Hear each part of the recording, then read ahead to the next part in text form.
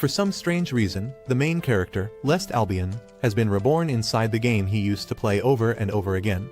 In this world, Lest is known as a corrupt noble, and his fate is sealed. He's supposed to die halfway through the story. At first, Lest lived a pretty normal life in this new world, with no memory of his past.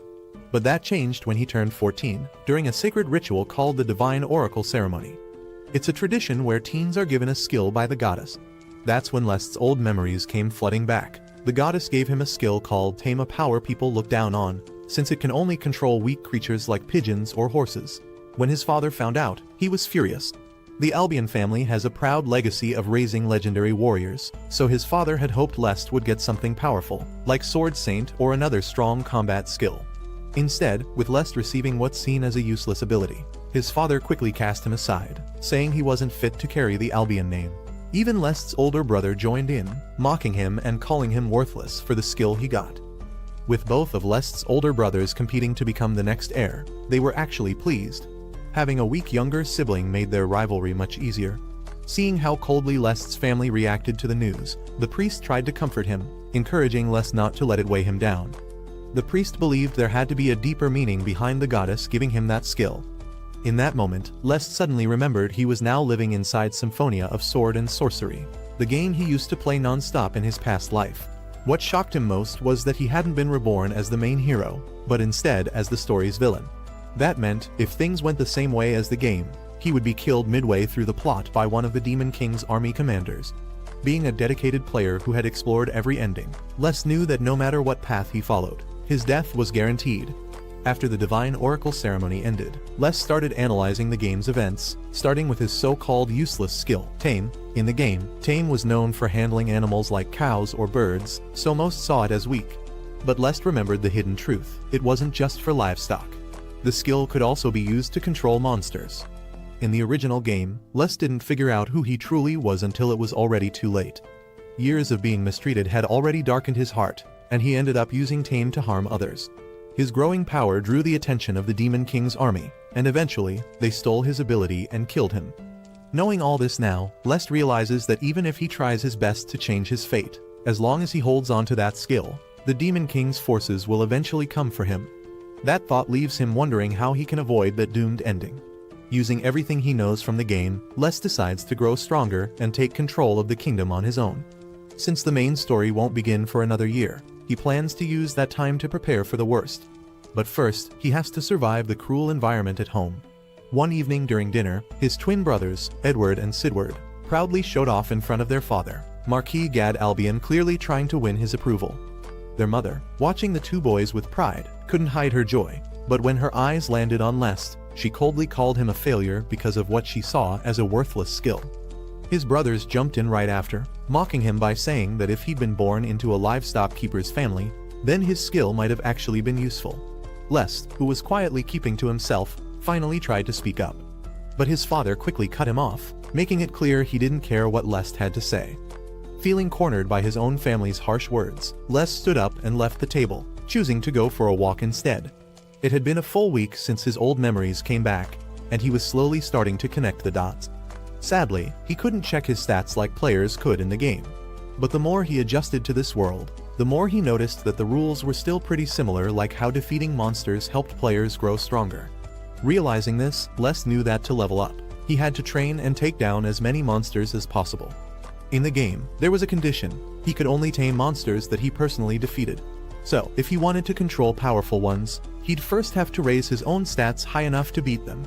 One reliable method to do that came from the game itself, a daily routine known as midnight training, or as most players called it, the midnight grind.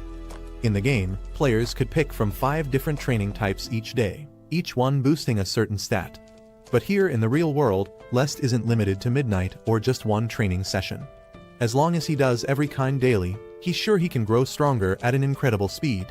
But building up his body isn't enough. He also plans to improve his magic. Using the memories of the Lest who lived in this world until now, he was able to complete his first magic refinement without trouble. His physical strength was already better than average too, proving how hard the original Lest must have been pushing himself. That surprised him, since in the game, Lest always seemed like a lazy character. Maybe getting stuck with the Tame skill filled him with frustration and drove him to change. After wrapping up his usual training, Les started heading back to the mansion to rest. But on his way home, he bumped into his two older brothers, who were heading off for sword practice. Like always, they mocked him and made him feel like he didn't belong. Edward, who had the great sword wielder's skill, and Sidward, with his swordsman's skill, both clearly thought they were far above their younger brother and didn't hide it. While the twins were talking, a girl suddenly appeared, leaving the maids, Les, and even the brothers stunned. Out of nowhere, she had dragged a massive earth dragon into the field, and casually told the twins that she had taken it down herself on her way there.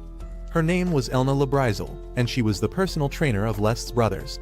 Even though she was just 18, she already held the title of S-rank adventurer, and was known across the land as a genius with the sword. But strangely, Les didn't remember her from the game at all. He only knew about her through the memories of the Les who had grown up in this world. While S-rank adventurers weren't rare in the game, seeing one in real life felt intense and hard to believe. Watching Elna in action, Les felt a wave of envy and disappointment, wishing he could be trained by someone like her too. 2 hours later, in the Albion family's massive training hall, Elna was putting the twins through a brutal session. Les quietly hid and watched, eager to see more of her skill.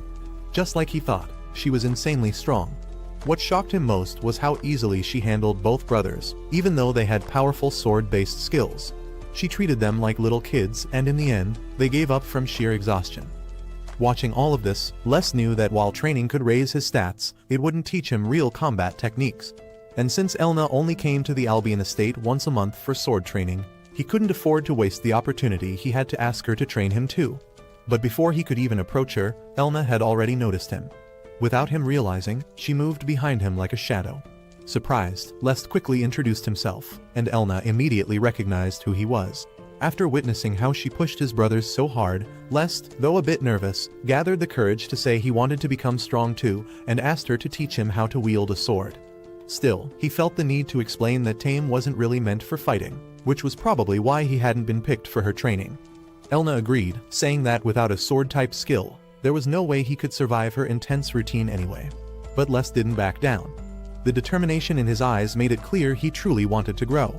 Seeing that, Elna had no choice but to give him a chance.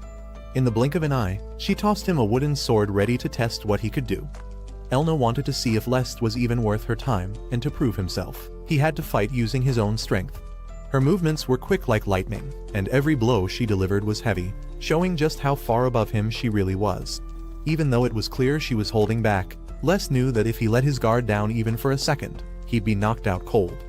No matter how hard he tried, Elna's power was simply beyond anything he could match.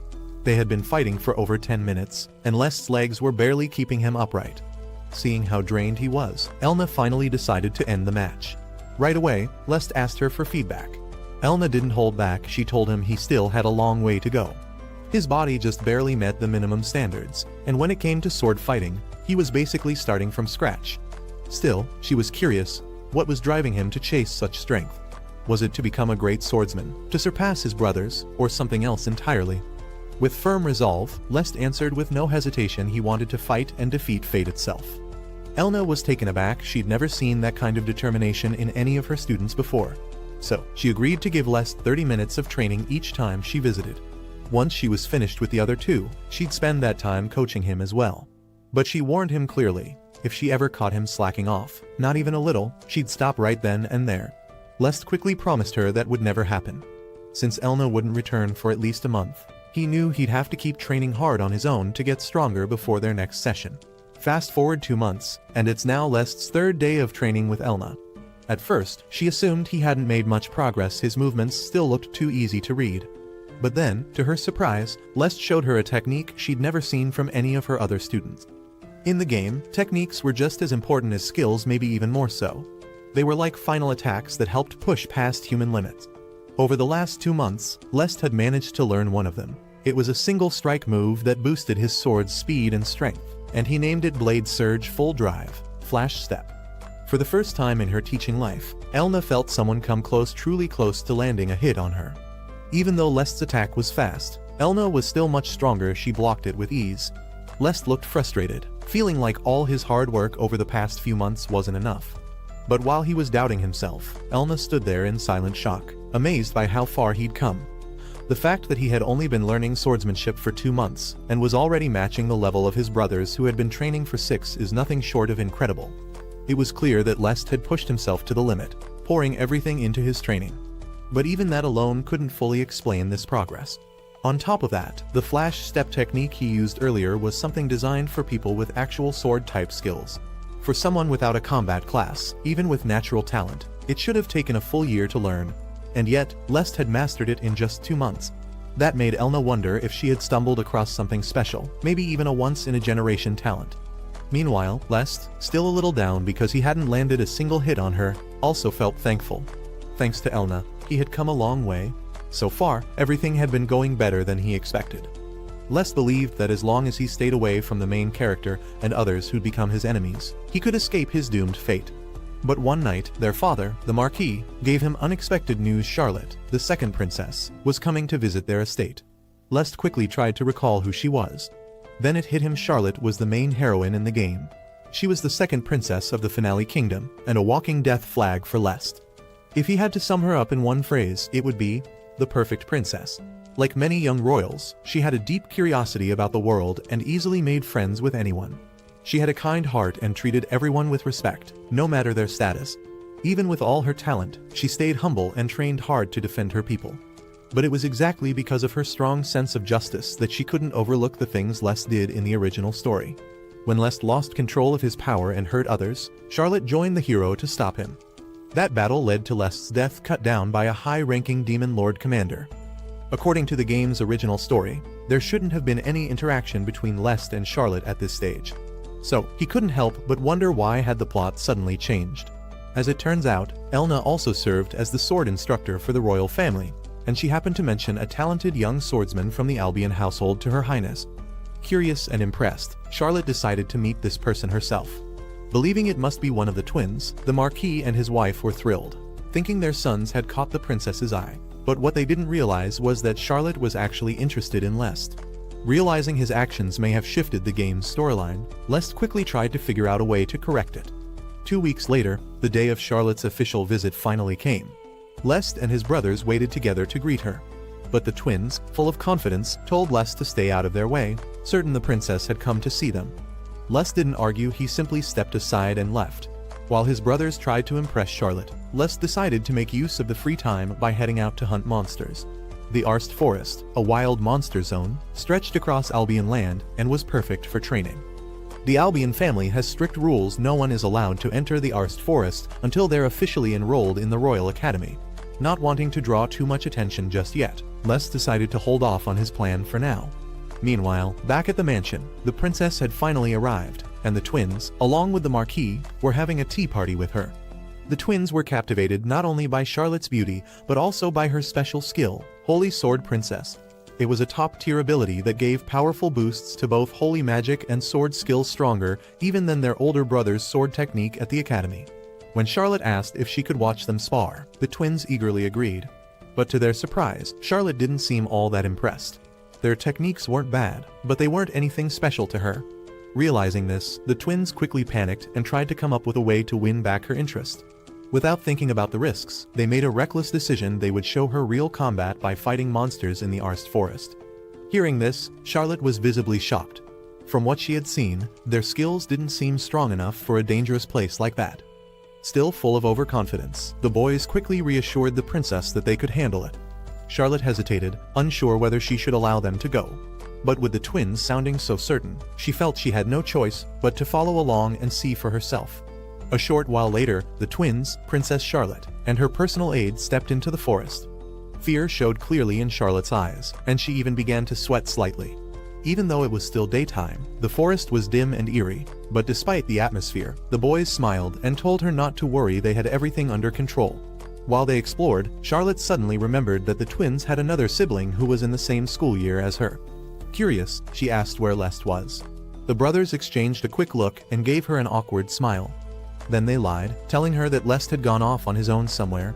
They figured Charlotte wouldn't be interested in meeting someone with a skill as weak as Tame. But just as they were talking, a Grey Wolf, an E-rank monster, leapt out from the shadows and launched a surprise attack on the group.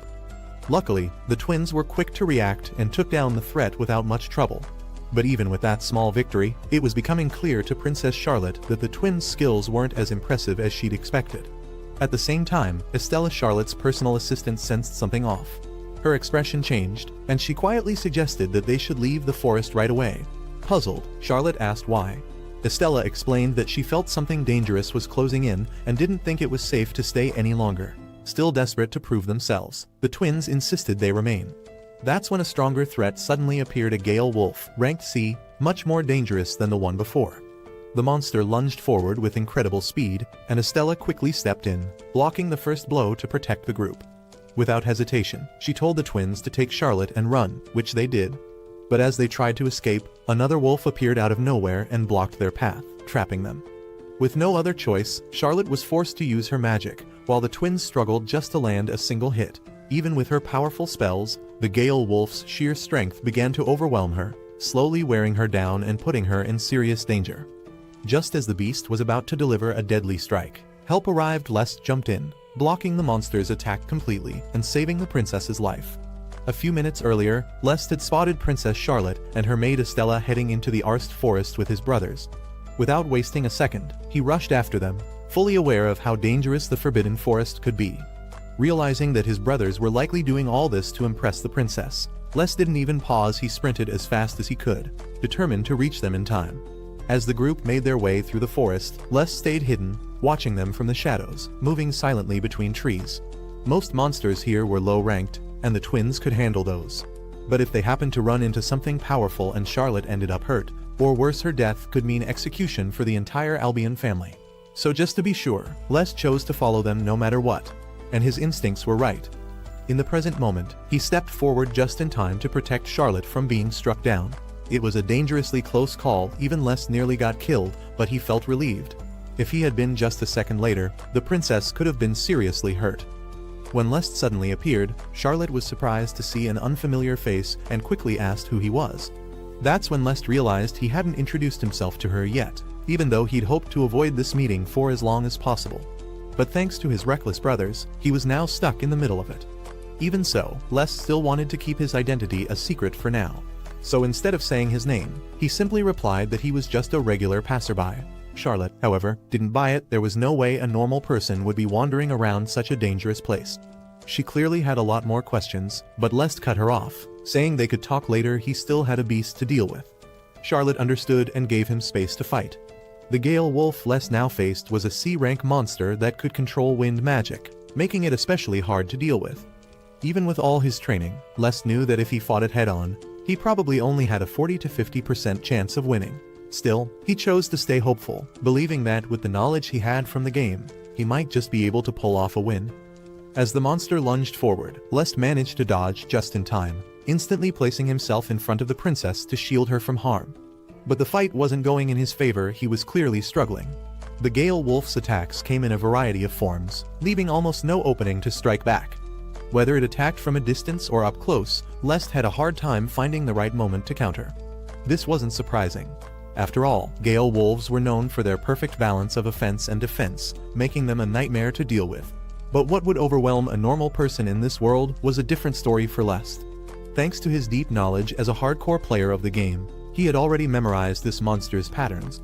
Using that advantage, he managed to land a solid hit, something that left Charlotte watching in shock. She couldn't help but wonder just who this mysterious fighter really was. Although the Gale wolf's strength and sword technique weren't far off from her own, Lest kept striking it again and again with ease, even more than she ever could. As she watched him fight, her mind went back to the countless hours she spent training with Elna. Ever since she earned the title of Holy Sword Princess, Charlotte had pushed herself harder than anyone. She always knew there were people out there who surpassed her in magic or swordsmanship, but seeing it in front of her eyes made it real. Even with her title as the Holy Sword Princess, Charlotte never wanted to grow complacent. She trained relentlessly, determined not to fall behind those with greater skills or talent. Seeing her dedication always brought a smile to Elna's face. But as her mentor, Elna also reminded Charlotte that not every rival comes with flashy skills or high-ranking titles. Some, she said, were different. That's when she brought up Lest. Elna spoke of a boy, someone not gifted with powerful skills, yet driven enough to rise on pure talent and hard work alone. A boy whose strength, she claimed, could rival even Charlotte's. She explained that he was part of the Albion family and the same age as the princess.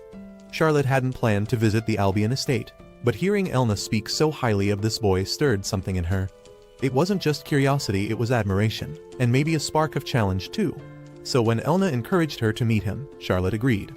And now, back in the present, watching this mysterious boy go head-to-head with a powerful monster, it all clicked. His movements, his power, his grit, Charlotte knew instantly. This had to be the boy Elna spoke of. This was less the so-called useless skill holder everyone looked down on, and yet, he was anything but useless. Even though his skill is just tame, Lest shows a kind of strength that breaks all expectations. It's hard to believe, but Charlotte now knows for sure this is the boy Elna spoke so highly of.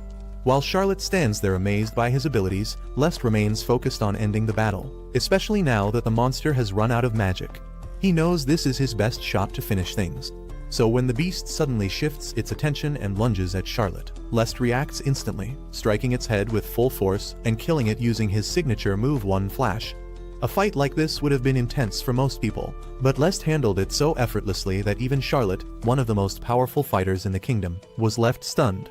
But instead of celebrating, Lest stays serious. He knows that for someone with a skill like his, the real challenge starts after the battle is over. Now that the Gale Wolf is down, Charlotte walks over to thank him for saving her. Lest is caught off guard when she says his name. He never expected the princess to know who he was. And when he asks how she knows, Charlotte avoids giving a direct answer. Instead of answering directly, Charlotte points out that she's holding the same kind of wooden sword as Lest, the one Elna personally gave to each of her students.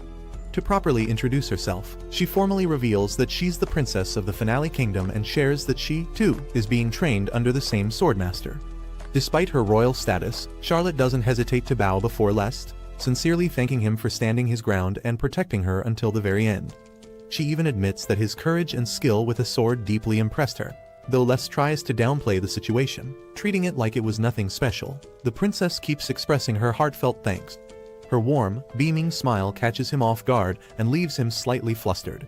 Not wanting her to notice his reddening face, Lest quickly excuses himself, saying he needs to check on the Gale Wolf. Before leaving, he asks Charlotte if she can keep an eye on his brothers for the time being, and she agrees without hesitation. Now that she's momentarily out of the picture, Lest walks up to the massive creature. It's easily 20 times his size. Since everything has gone according to plan so far, all that remains is to find out whether this beast is willing to become his companion. As Lest glanced at his status panel, he was taken aback to see that the Gale Wolf had not only acknowledged his strength, but had also expressed a willingness to serve him. So when the system prompted him to confirm the taming, Lest didn't hesitate, he instantly hit yes. Thrilled by the fact that this was the first monster he'd ever tamed, Lest gently ran his hand through its fur, feeling a strange connection form between them. Moments later, the system confirmed. The taming was successful, and a portion of the beast's power had now been transferred to him. That meant Lest had just gained access to wind magic. As if that wasn't enough, he also unlocked a new reward: interdimensional sanctuary granted only upon a tamer's first successful bond. With mana now coursing through his body, Lest could feel his strength rising, and the excitement building inside him was hard to contain. In that moment, he finally understood why the Lest from the original game believed he could reach the pinnacle of power. The skill tame didn't just allow him to control monsters, it let him absorb their strengths. Not only would he gain their heightened physical abilities, but if a creature had a unique skill, he'd be able to use it as well. In this case, that meant Lest now wielded the wind magic of the very monster he had just defeated. In the original game, Lest let his power consume him and ended up meeting a tragic downfall. He lost everything. But now, he's not that same person. Determined to change his fate, Lest pushed himself through harsh training, asked Elna for guidance, and steadily sharpened his swordsmanship. He didn't do all that just to throw it away. That's why he set his sights on taming even more monsters. The more creatures he tames, the more powerful he becomes. And if he keeps going like this, Lest is confident he can someday become the strongest in the world. With the Gale Wolf now officially under his control, Lest decided it was only right to give it a name. Wanting to keep it simple, he settled on Gale as the creature's nickname. Since it's definitely not normal to have such a powerful beast as a pet, Lest thought it would be best to keep Gale's existence a secret. So, to try out his new ability, he used interdimensional sanctuary to hide Gale safely away for now. Not long after, Estella came rushing onto the scene, clearly worried about the princess's safety. Charlotte, who had returned to the twins' side, greeted her with a smile and casually mentioned that another Gale Wolf had appeared, but they managed to drive it off. Estella was stunned. She quickly asked if Charlotte had fought the beast herself or if the twins had protected her. With pride, Charlotte replied that it was Lest who came to her rescue, leaving Estella completely speechless. Stella found it hard to believe what she had just heard. After all, Lest was known for having a skill that most considered useless. But Charlotte firmly told her that she saw everything with her own eyes, there was no mistake. With the secret already out, Lest admitted that it really was him. He explained that the fight had been tough, but in the end, he managed to drive the monster away. Hearing this, Stella was deeply grateful and said she'd like to thank him properly once things had calmed down. This moment made Lest realize he had to be more cautious when interacting with characters from the game world. One wrong step could cause serious trouble. But for now, he simply guided the two girls and brought his brothers out of the forest before anything else could go wrong. When they returned to the mansion, they were met with worried faces. Nearly every maid in the household looked alarmed, wondering where the boys and the princess had disappeared to from the training grounds. Before giving them an explanation, Lest quickly told everyone to tend to the princess's injuries first. At once, the staff rushed off to bring medicine, towels, and water to help care for her. Meanwhile, when the Marquis noticed that Lest was the only one who came back without a scratch, he immediately began accusing him, demanding to know if he had something to do with the other's condition. But before Lest could respond, the princess stepped in and defended him, firmly telling the Marquis that Lest didn't do anything wrong. In fact, he was the one who saved her life. This left the Marquis stunned. He had never imagined that his least favored child would be capable of such a feat. To help clear things up, Stella stepped forward and explained the full story. She told the Marquis that she and the princess had been led into the Arst forest by the twins, who confidently claimed they visited the area regularly. However, things took a dangerous turn when they encountered not one, but two C-rank Gale wolves. Hearing this, the Marquis was completely shocked. That his beloved sons would lead the princess into such danger was hard for him to believe. Stella, maintaining a serious tone, asked if the Marquis had actually given his children permission to enter such a perilous place. The Marquis quickly denied it, insisting he would never allow something like that. He added that his sons must have entered the forest without his knowledge. If this was true, and the princess had been put in danger, Stella firmly pointed out that the responsibility fell on the Marquis as the head of the house. This made him instantly nervous, fearing punishment from the king for his son's reckless actions. But to avoid further trouble, Charlotte stepped in and chose not to make things more complicated. She also acknowledged that they were partly at fault for trusting the twins so easily and didn't intend to blame the Marquis alone. More importantly, since Lest single-handedly drove off the Gale wolf and saved her life, she was willing to let the matter go. Hearing the full story, the Marquis found it hard to believe Lest could defeat such a creature alone. Frustrated and confused, he turned to his son, who avoided his gaze. After everything that happened, Charlotte asked the Marquis to show them to their rooms so they could finally rest. Before leaving, she spoke to Lest once more, saying she wanted to thank him properly another time. As the princess retired to her room, the Marquis was left alone, still struggling to grasp how his worthless son could have possibly defeated a Gale wolf. It seemed far too unbelievable. Meanwhile, Charlotte and her companion stayed the night at the mansion. That same night, Lest, unable to sleep, found himself replaying the day's events over and over in his head. Eventually, he decided to go outside for some late-night training. But on his way out, he unexpectedly ran into Charlotte, who looked stunning in a white nightgown. Seeing Lest made Charlotte light up with joy, and now that they were finally alone, she took the chance to speak with him. Once again, she sincerely thanked him, admitting that had he not rushed over, she likely would have lost her life. Lest gently told her to raise her head, saying it wasn't right for a princess to bow to someone like him. He simply expressed his relief that she was safe, a gesture that left Charlotte deeply moved. She then shared how impressed she was that he managed to fend off the Gale wolf alone. His swordsmanship had left a lasting impression, and Charlotte concluded that Lest's incredible strength came not from his skill, but from who he truly was. The two began trading compliments, and before long, both of them were blushing from the unexpected praise. But behind the playful tone, Charlotte opened up to Lest, admitting that the whole experience had shown her she still had much to learn. Having made up her mind, she suddenly asked Lest something. Her cheeks reddened, and the way she smiled made Lest's heart race. Then, she asked him to be her sword friend. Lest looked confused, so Charlotte explained she wanted someone who shared her passion for swordsmanship and had the same goals. Still unsure how to respond, Lest gave a slightly awkward reaction. To make it even more surprising, Charlotte added that she hoped to make him her rival, someone she could compete with to grow stronger together. But her cheerful tone faded for a moment as she admitted something deeper. Her training had felt stuck for a while. Up until now, her only goal was to catch up to Lady Elna. But Elna was too far ahead, always out of reach. No matter how hard Charlotte tried, she couldn't even see her back. But Lest, who was the same age and always just one step ahead, felt within reach.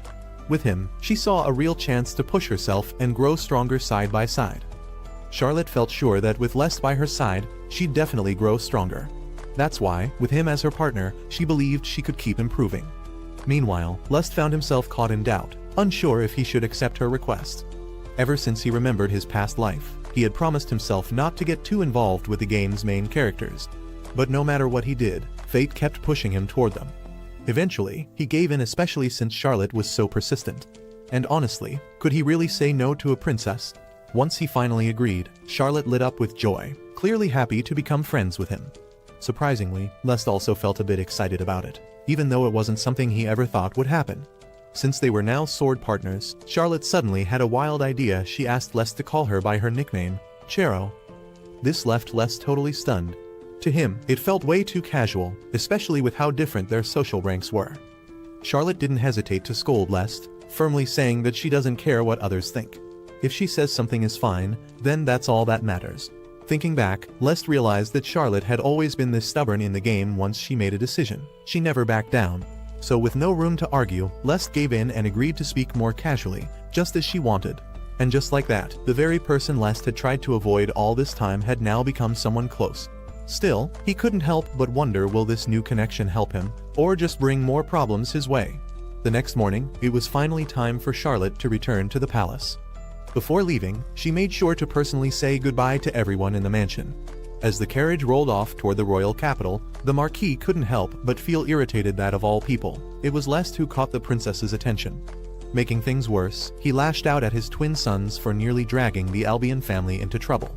However, their mother quickly stepped in, reminding the Marquis that while their actions had put Charlotte at risk, they were only following his orders to win the princess's favor. But the Marquis just couldn't wrap his head around it or accept it. And to make things worse, because of his twin sons, the princess had taken interest in their so-called useless son, Lest. Hearing all this made Lest feel uneasy and annoyed. He never thought his family would make such a fuss about something like this. At the same time, the twins began defending themselves. They told their father that the only reason Her Highness showed interest in Lest was because she had been misled. They refused to believe Lest had taken down a Gale wolf alone. But since the princess clearly said she saw it with her own eyes, the Marquis had no choice but to hold back his doubts. Still wanting to shift the spotlight, the twins then claimed that they had already injured the Gale wolf before losing consciousness, trying to make it look like Lest just finished it off. They also accused him of using the confusion to trick the princess, calling it an unforgivable act. And since the Marquis still didn't want to accept the truth, he forced himself to believe their claim, even though it made no real sense, leaving Lest staring at them in silence, full of anger and disappointment. In the back of Lest's mind, he knew Edward and the others had attacked the Gale wolf, but their strikes had no real weight and didn't deal any damage.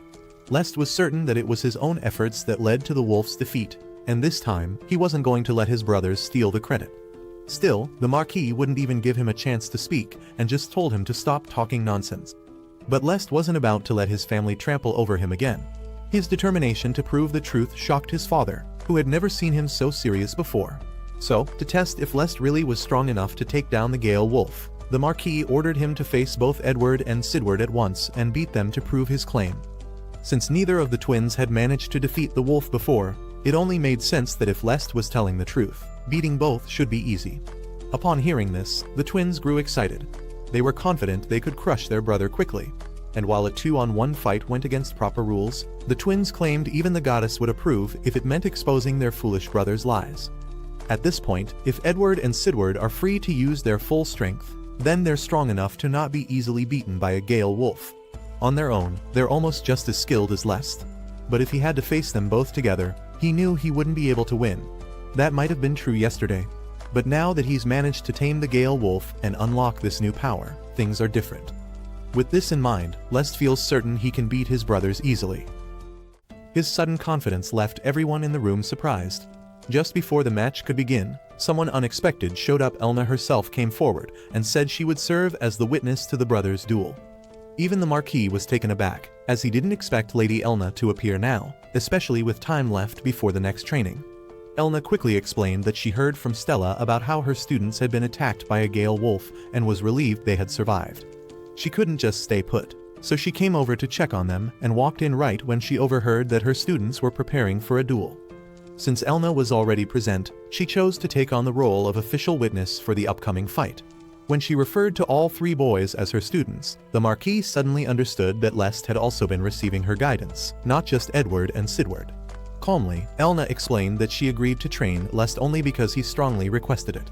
Since that moment, she had quietly been overseeing his progress. The twins and the Marquis were clearly shocked after hearing this. With a firm look on her face, Elna explained that her choice was personal and that she hadn't trained Lest nearly as much as she had the other 2. She added that, even knowing all that, she didn't think Lest stood much of a chance against his brothers. That's why she was curious about the source of his sudden boldness.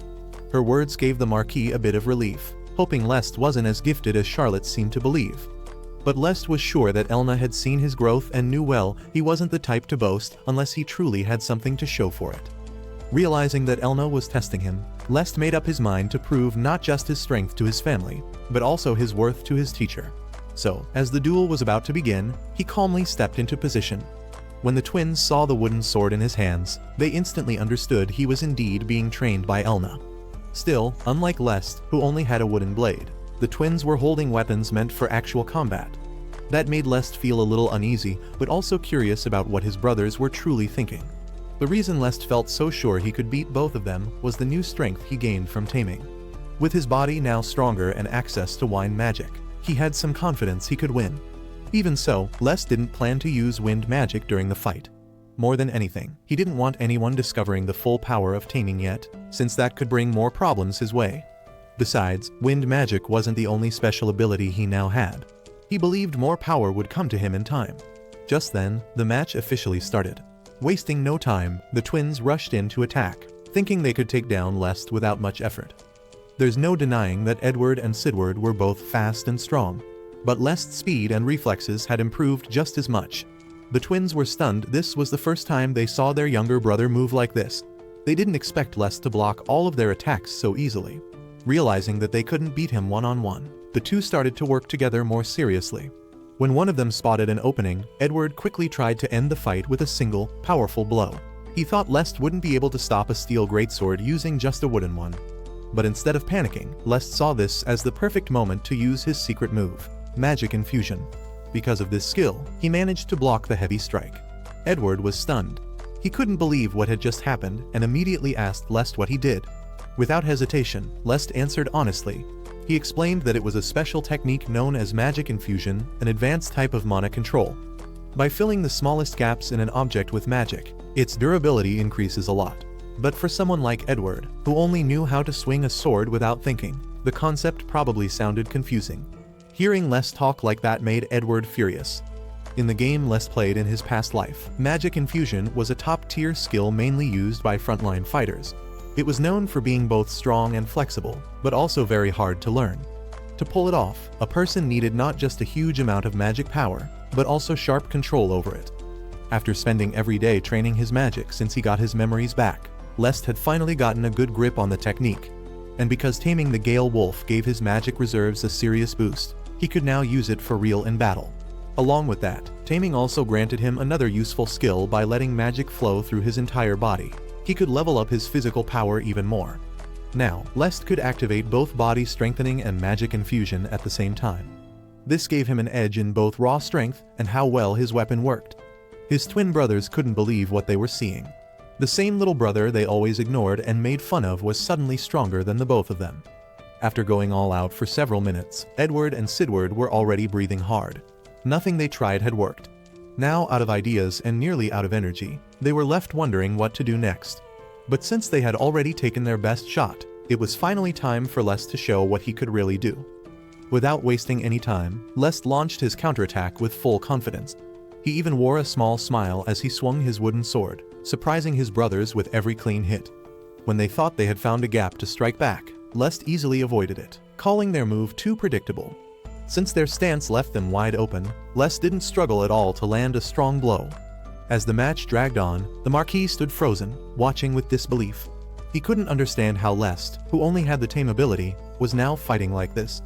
Even their mother sat quietly, stunned and unable to accept what she was seeing. Elna, on the other hand, carefully studied every movement.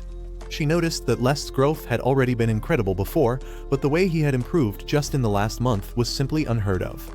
It was almost like something was hidden inside him, something even she couldn't fully grasp. Still, Elna knew Edward and Sidward hadn't yet shown all their cards either.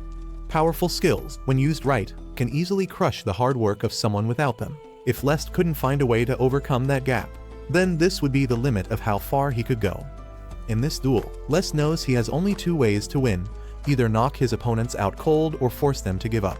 Between the two, knocking them out seems easier, but even if he wins with one clean strike, he suspects they'll still come up with ridiculous excuses later, just like they did with the Gale Wolf. So this time, Lest decides he has to make the difference between them so clear that no one can argue. As the battle heats up, Lest senses the tension rising. His brothers are growing more annoyed, shouting at him not to take them lightly. They keep throwing out excuses, saying they've just been going easy so far and that once they show their secret moves, he won't stand a chance. Soon after, the twins each reveal their unique skills, rockfall and high-speed dance. But Lest already saw this coming. He knows that just like him, they also have skills built around the weapons they use. Though Lest does have a counter skill called Flash Strike, it's pretty basic and not as strong or fast as their techniques. Right now, he clearly sees it if things keep going like this, his brothers will overpower him with ease. It's a painful reminder of how huge the gap is between those trained for battle and someone like him without any flashy combat skills. Even though Lest didn't really want to reveal his other trump card just yet, he realized he had no choice. So, staying fully focused, he activated a special wind magic skill that wrapped his blade with wind vibrating at an ultra-fast pace. This powerful technique, which mimics an extremely sharp edge, is called Matoi Kazutachi. With just one swing, Lest effortlessly sliced through his brother's weapon, leaving both his father and mother completely stunned. Seeing this, Edward and Sidward backed off in fear, shaken by what they had just witnessed. And with both of them surrendering, Elna calmly declared Lest as the winner of the duel. Their mother stood there in disbelief, unable to accept that a concubine's child like Lest had defeated her sons. Meanwhile, the Marquis stormed out in anger, unable to contain his frustration. The twins quickly followed after him, seemingly desperate to explain themselves. Once everyone else had gone, Elna approached Lest and praised him for what he accomplished. It's not that she ever doubted he'd beaten the Gale Wolf, but the way he handled the fight today had genuinely caught her off guard. Lest simply said he was glad he didn't embarrass himself in front of her as her student. But since Edward and Sidward were also her pupils, Elna couldn't help but laugh at his comment. Even so, Elna still hoped that this experience would push the twins to take their training more seriously.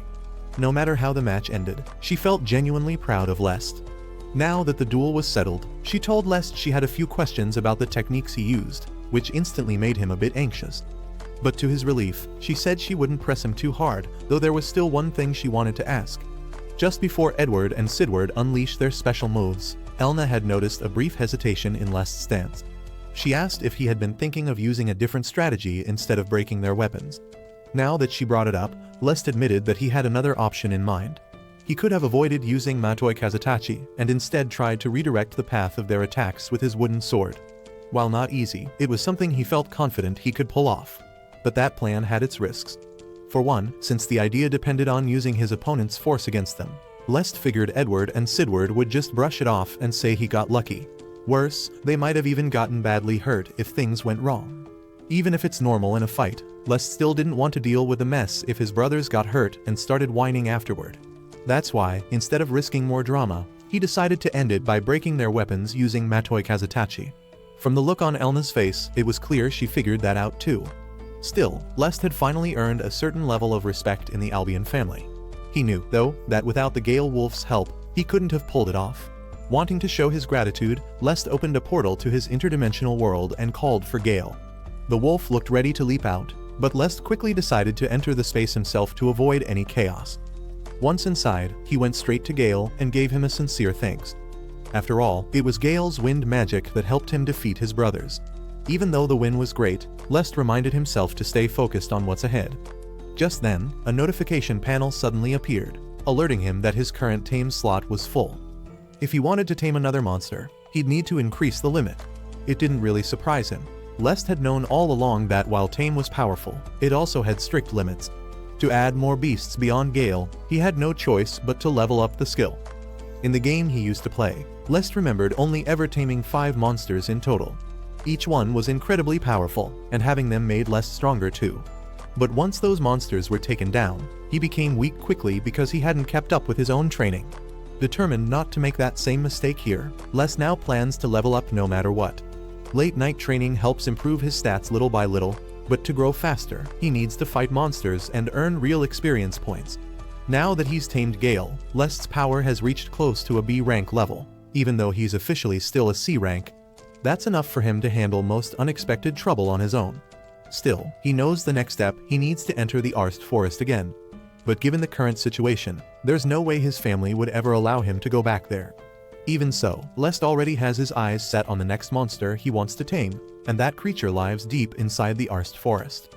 Then, unexpectedly, things took a positive turn the very next day, as his biggest problem seemed to fix itself. Meanwhile, the Marquis found himself reflecting. Just 3 months ago, during the Divine Oracle ceremony, Lest's gift had been revealed to be tame, a skill that seemed so out of place in the Albion family, which had produced generations of elite swordsmen. Back then, tame was considered a pathetic, bottom-tier skill completely useless in real battles. So, it was only natural that the Marquis saw it as a disgrace. Right after the Divine Oracle ceremony, he wasted no time in sending out official notices, declaring that Lest would no longer be considered as a potential heir to the family. In doing so, he wanted to show that, like a true lion, he wouldn't hesitate to cast aside his own blood if they didn't meet his standards. But things didn't go as he expected. Lest turned into a warrior strong enough to bring down a Gale wolf and even caught the attention of the kingdom's second princess. Now, the Marquis is left bitter and annoyed. Lest's rising fame makes his earlier decision seem like a huge blunder, something that must be avoided at all costs. Still, he keeps lying to himself, insisting he made the right call. After all, someone using a skill like Tame shouldn't be allowed to lead the mighty Albion bloodline. To protect his pride and avoid being shamed in front of others, the Marquis is now determined to prove that Lest is completely unworthy. He's even willing to erase Lest's place in the family both officially and permanently. On top of everything, it turns out that the Albion family also has an eldest son studying at the academy who was blessed with the powerful Sword Saint skill. To the Marquis, this means the family's legacy is still secure, as long as his firstborn proves to be strong. Even though he already plans to kick Lest out of the house, the fact that the second princess favors him makes things more complicated. But despite how heartless it might seem, the Marquis chooses to send Lest off to the Arst Forest again, secretly hoping that the monsters there will take care of the problem for him. What he didn't expect, though, is that for someone like Lest eager to get stronger fast, this is actually the best news he could get. Still, Lest can't help but question his father's reasoning. Why would he be allowed to go alone into such a dangerous place? The Marquis gave him a few reasons, but none of them sounded convincing. Deep down, Lest knows his father has hidden motives. But right now, it doesn't really matter. This is a rare chance, and Lest isn't about to waste it. He accepts the order and heads straight to the forest, determined to gain more experience and power while he can. In the game, Arst Forest was split into 3 zones: the shallow layer, the middle layer, and the deep layer. The part assigned to him this time was only the beginner zone, the shallow layer. Lest quickly realized that his father likely avoided sending him to the deeper parts too soon, since that would seem suspicious. The monsters here were weak, mostly lower E rank to mid D rank creatures. Still, with Gale by his side, Lest didn't mind taking on as many enemies as he could. One unusual feature of his tamed skill was that it didn't only boost his own abilities, it also powered up the monsters he tamed. Even better, the stronger he got, the higher the boosts they received. Thanks to that, he had no trouble clearing out any monsters that came at him until a firebird suddenly appeared. It was a D rank upper monster. Since it was flying and his wooden sword couldn't reach, Lest figured it was the perfect moment to test his wind magic. Luckily, he handled it just as easily as he would with a sword, and defeated it quickly. As he leveled up, he felt a strange rush throughout his body. It was like his limbs had become lighter, something he hadn't even felt after fighting the Gale wolf just the other day. Interestingly, whenever Gale defeated a monster, the experience points would also go to Lest. Because of that, his level steadily increased without slowing down. At the same time, he kept practicing his wind magic, something hard to train at the mansion. As a result, Lest was getting stronger at an incredible rate. A full week had passed since he started the mission in the Arst Forest. Occasionally, tough monsters like the Gale wolf would show up, but he and Gale kept beating them so often that the enemies didn't pose a challenge anymore. If he wanted to keep leveling up, Lest figured he'd need to explore the deeper zones. But since he didn't have his father's permission, he began wondering if he should sneak in without saying anything. However, that same evening when he got home, his father suddenly told him that starting the next day, he'd be sent to investigate the deeper areas. Lest was stunned, since he hadn't expected his father to give such an order. Deep down, he suspected his father had grown impatient after seeing how easily he was handling the shallow layers. Still, Lest felt grateful. Once again, the timing of his father's decision was just right. Just to make sure, Lest asked his father directly if he truly meant to let him into the middle layers, where the monsters were clearly much stronger. Without showing the slightest hesitation, the Marquis confirmed it and even said it was because he had high hopes for him. But what the Marquis didn't realize was that he had unknowingly handed a gift to the son he cared the least about. As soon as morning came, Lest and Gale were eager to dive back into their training, this time in the forest's middle section. In the shallow areas, monsters were usually around lower E to middle D rank. But now, high C rank beasts would start showing up too. Even so, none of them were a real threat. Without even realizing it, Lest had managed to climb up to a B rank level thanks to the stronger enemies he'd been battling over the last few days. Another week slipped by as he kept gaining strength. Then one day, without any signs, a powerful monster showed up out of nowhere. It was a mid-B rank monster, one that had been a serious challenge even in the game. Wanting to defeat it as quickly as possible, Lest immediately called for Gale. Working together, and with Lest using his Wind Sever armor magic, they finally managed to land a solid blow. Just like in the game, the Cyclops began preparing its I-Beam, a powerful and dangerous special move. But Lest, who already knew the exact timing, could have easily dodged it. Still, instead of avoiding the blast, he boldly stood his ground, determined to take it head-on and counter it no matter what. He had only tried this kind of maneuver on weaker enemies before, but now, facing the Cyclops, he felt genuinely thrilled to put his skills to the test. And with a single well-placed strike, Lest brought down the huge beast.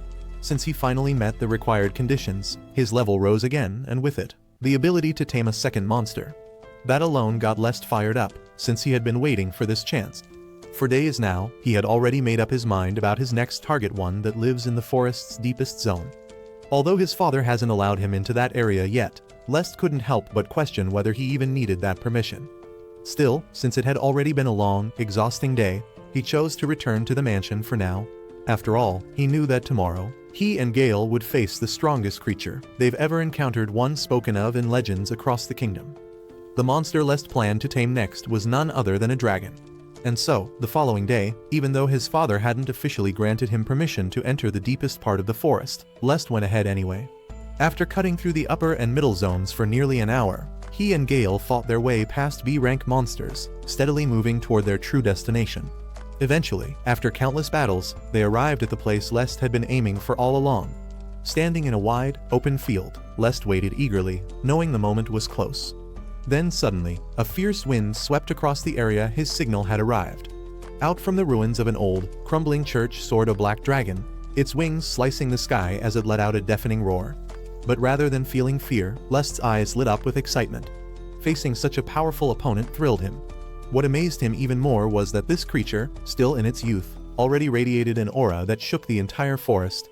In the game, this was just 1/10 of its full size, and yet it was terrifying. Fully grown, it would reach over 100 meters and had the potential to self-destruct. In the game's storyline, the dragon was once taken over by a demon general, went berserk, and nearly reduced the capital to rubble. Its strength was so overwhelming that even the heroes of that world were crushed by it. Lest once remembered fearing that this very dragon could bring an end to the entire nation. But in the end, it managed to break free from the demon's control and chose instead to aid the people. With the last of its strength, it used its magic to heal the very towns it had once harmed. Then, just before its final breath, the dragon did something no one expected. It spoke. To everyone's astonishment, it revealed that its ancient bloodline once served as divine guardians of the realm. These legendary dragons had defended humanity for centuries, fending off hordes of demons and monstrous threats. That legacy lived within the Black Dragon, and more than anything, it wished to protect, not destroy. After sharing its story, the dragon quietly faded into an eternal rest, its final moments filled with solemn grace. Though the game had framed this as a fixed loss event, and many players moved on without much thought, Lest had never forgotten it. Even though the dragon only appeared once, its presence had left a deep mark on him. So when he found himself reincarnated as Lest in this world, the very first goal that came to mind was clear: to tame that dragon, no matter what. because in this new life, Lest was determined to rewrite fate. If he could make the dragon his ally, he might just prevent the tragedy that once unfolded in the original story. After 4 months of promising himself that he'd tame this beast, the day had finally arrived. But to do that, Lest had to win this battle with everything he had, because if he didn't, he knew he'd be the one lying dead. In this world, dragons hold massive magical power, called the Kings of Magic. They twist reality itself and grow quickly when fed magic, especially by demon generals reaching the terrifyingest rank. But since this one was still young, its level should only be around high B rank. With both his own power and Gale's combined, Lest believed they had a solid chance at victory. And so, the battle began as the dragon finally made its first move. Lest felt a bit tense, but both he and Gale were ready to show their true strength. Without any delay, they charged straight at the dragon. Lest used his Cyclone Blast technique, hoping they might at least catch it off guard. But shockingly, the creature batted it away with just a single flap of its wings. Still, Lest didn't let that shake him. He stayed hopeful and pushed forward again. As he and Gale kept pressing their attack, the dragon calmly began building up a spell, a huge one, pure destruction magic, and it was clearly preparing to unleash it. Even though the dragon's magic was deadly, Lest didn't feel a hint of fear. As someone who knew the game inside and out, he was well aware that if he simply dodged the attack, it wouldn't matter at all. So when he saw an opening, Lest used his wind magic to rise into the air, aiming to take the fight off the ground. With his body enhanced through magic and time spells, he managed to strike the legendary beast. The dragon roared in pain, and Lest quickly called for Gale to attack while it was stunned. But even Gale's strongest claws couldn't cut through the dragon's thick hide. As the black dragon rose back to its feet, Lest braced himself. The real battle was just beginning now. For several intense minutes, Lest and Gale poured everything they had into the fight.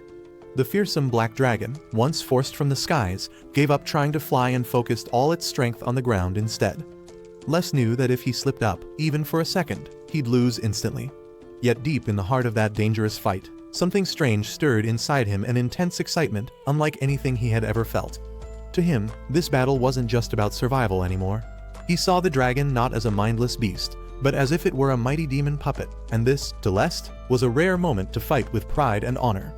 No matter how hard the challenge may be, Lest is determined not to let this chance slip through his fingers. The thrill of facing such a powerful enemy fills him with excitement, and without realizing it, his grip on the wooden sword tightens. With no fear in his heart, Lest is eager to meet the dragon head-on, partly because he craves this intense feeling more than ever. But more than anything, he wants to tame the black dragon and save it from the tragic end it faced before. That's why Lest is ready to give everything he has to claim victory. The dragon's attacks are wild and fierce, but each strike leaves it exposed. Because of that, dodging its blows isn't too difficult for Lest and Gale. Yet, something feels strange. Even though it's still young, this dragon really is a king among magical beasts.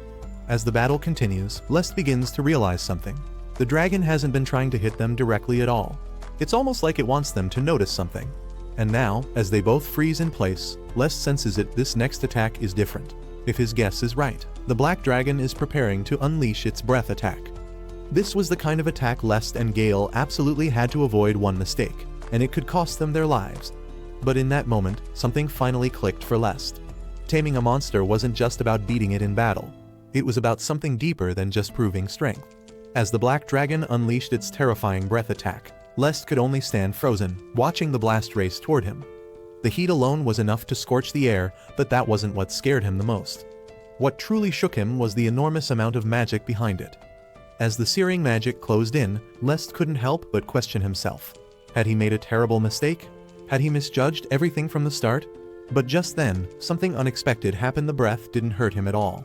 No burns, no damage, nothing. The dragon's magic had done nothing to him. That's when it all made sense. The strange feeling Lest had during the earlier attacks wasn't just in his head. It was real. The dragon had never intended to harm them from the beginning. The breath attack had seemed deadly from the outside, but Lest's guess turned out to be right. It was only coated in powerful magic, while the core was empty. What looked like a full-force blast was, in truth, a test. Such precise control over magic is something only a being like the dragon hailed as the king of magic could possibly pull off. But that only raised a bigger question. What was the black dragon really trying to do from the start? Its actions had shown not just overwhelming power, but also deep wisdom and a sense of honor rooted in ancient traditions. It carried the pride of its ancestors, noble beings who once guarded this land with unwavering resolve. In the end, Lest didn't have to defeat the dragon in the way most would expect. Because this wasn't just a battle, it was a test. A test of character, of intention. The dragon, with all its memories of a time when its kin stood as protectors, simply didn't want its strength to fall into the wrong hands. It never meant to harm someone like Lest. And when Lest grasped that truth when he chose to respect the dragon's pride instead of trying to crush it, that's when everything changed. Understanding this, Lest didn't hesitate. With clear purpose in his voice, he told the dragon he had come not to dominate it, but to honor and protect its pride. And at that moment, something shifted. The great dragon, recognizing Lest's sincerity, slowly lowered its head in trust. Lest gently reached out, placing his hand against the dragon's nose. In that instant, the taming magic began to glow. And just like that, one of the most legendary creatures in existence was about to become his companion. As all of this unfolded, Lest could feel something awakening deep within him, his senses sharpening, his spirit lighting up. It almost felt unreal, like a dream. He had just tamed one of the most powerful creatures in existence. When the taming finally finished, a surge of energy flowed through him. This was the dragon's blessing, a special gift given to those who form a bond with a dragon. It granted him strong resistance to harmful status effects and, more importantly, advanced control over magic. Hearing that made Lest beam with excitement. In the game, the black dragon could shape magic into any form, turning it into storms, lightning, or even illusions. Now, with this blessing, he might be able to do the same one day. He had hoped to gain the dragon's concept interference skills, the power to twist reality itself, but Noir was still young and hadn't awakened those abilities yet. Still, Lest was confident. With time and growth, more of that legendary power would surely come his way. Just imagining the possibilities made his heart race. Realizing he couldn't keep calling the dragon just Black Dragon, Lest gave it a name, Noir. And to his surprise, the dragon let out a powerful roar, clearly pleased. Even Gale, usually so calm, was moved to tears by the moment. Now that Lest had not one, but two of the most powerful creatures at his side, he couldn't help but look ahead with excitement. With Gale and Noir by him, he felt ready to take on anything the world could throw his way. Now that they had completed their mission, Lest chose to finally return home. Since taking the dragon along in his current form wasn't possible, he decided to place him in the interdimensional space where Gale also resided. But Noir didn't seem eager to leave the forest, which reminded Lest that the R forest was full of fierce creatures and soaked in dark magic. This place constantly lured demons, drawn by the magical energy. In the game, these demons were known for their cruelty and played a big role in Lest's story. This is where Noir came in. Back then, he was the one who purified the forest's corruption and stopped the summoning of more demons. Noir had silently protected the people for so long, and now Lest understood why he couldn't just leave. So, Lest agreed to let him stay. Still, he asked Noir that if one day he needed help, he hoped the dragon would lend his power. Noir couldn't speak human words, but his quiet nod told Lest everything. That moment formed a bond between them, one that connected their lives. If danger strikes, this bond will warn them both. When that day comes, Lest is sure they'll fight side by side once again. Watching Noir soar back to his den, Lest suddenly felt his motivation drop. Still, he knew that once he tamed a few more creatures, he'd unlock summon and beast mechanics just like in the game. On their way home, he couldn't help but feel proud of himself and Gale for taming Noir. Not only did this earn him a major stat boost, but the dragon's blessing also added to his strength. On top of that, Lest had also gotten his hands on a shrink spell. Curious to try it, he tested it on Gale, and the outcome was unexpectedly adorable. With Gale now small enough to stay in the mansion, things seemed perfect. But just as they were testing the spell, a wild monster came charging toward Lest. Without warning, he was back to fending off monsters non-stop. This time, though, it wasn't just any beast. From the looks of it, this monster's power rivaled Noir's. What made it worse was its nearly unbreakable physical defense. For someone like Lest who still wielded a wooden sword, this was one of the worst kinds of opponents. He didn't want to keep fighting anymore, but there was no way to run from something this fast. Like it or not, Lest had no option left but to face it head-on. At the same time, Gale jumped in and supported his master with his own techniques. Judging by how it reacted, the monster clearly didn't handle magic very well. So, while they kept firing off intermediate spells, Lest tried to close the gap and land a blow, convinced he could deal some real damage. To his surprise, his magic felt smoother than ever, most likely thanks to the dragon's blessing. With that power backing him up, he believed he could pull it off without much trouble. Though the move was still unfamiliar, Lest performed far better than expected. In one clean strike, he landed a fatal blow, piercing straight through the creature's stomach. Both he and Gale were stunned. Neither had expected such a result. That was when Les truly understood something important. With the sword techniques he learned from Elna, combined with the power gained from taming Gale and Noir, he now had the tools to climb to the top. If he could continue to master both magic and swordplay, then becoming the strongest warrior alive might not be just a dream. All that remained was to move forward with no hesitation.